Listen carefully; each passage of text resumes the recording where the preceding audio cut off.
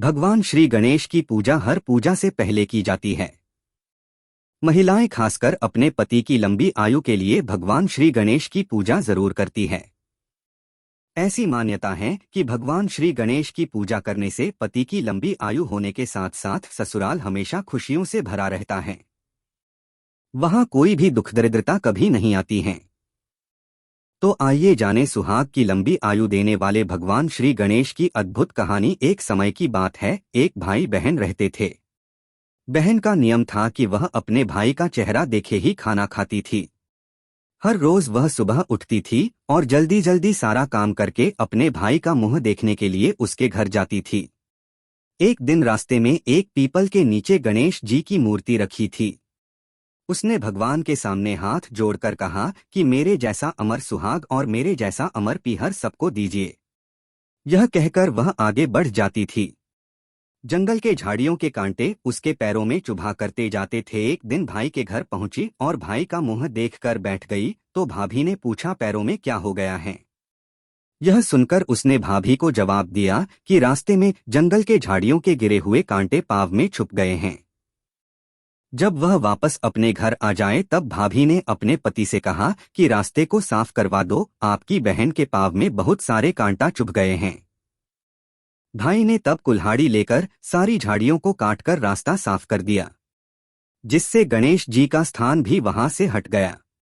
यह देखकर भगवान गुस्सा हो गए और उसके भाई के प्राण हर लिए। लोग अंतिम संस्कार के लिए जब भाई को ले जा रहे थे तब उसकी भाभी रोते हुए लोगों से, कहीं थोड़ी देर रुक जाओ, उसकी बहन आने वाली है। वह अपने भाई का मुंह देखे बिना नहीं रह सकती है, उसका यह नियम है।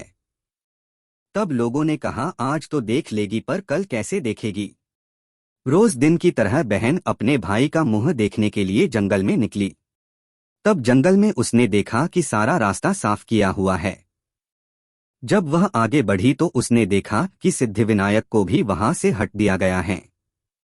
तब उसने जाने से पहले गणेश जी को एक अच्छे स्थान पर रखकर उन्हें स्थान दिया और हाथ जोड़कर बोली, भगवान मेरे जैसा अमर सुहाग और मेरे जैसा अमर पीहर सबको देना। और फिर बोलकर आगे निकल गई भगवान। तब भगवान सोचने लगे, अगर इसकी नहीं सुनी तो हमें कौन मानेगा, हमें कौन पूजेगा। तब सिद्धिविनायक ने उसे आवाज दी, बेटी इस खेजड़ी की 7 पत्तियां लेकर जा और उसे कच्चे दूध में घोलकर भाई के ऊपर छींटा मार देना, वह उठकर बैठ जाएगा। यह सुनकर जब पीछे मुड़ी तो वहां कोई नहीं था।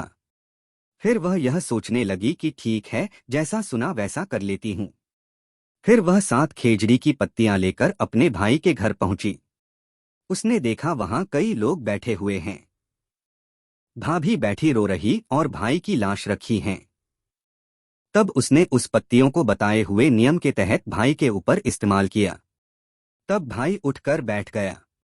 भाई बोला, बहन से बोला, मुझे बहुत ही गहरी नींद आ गई थी।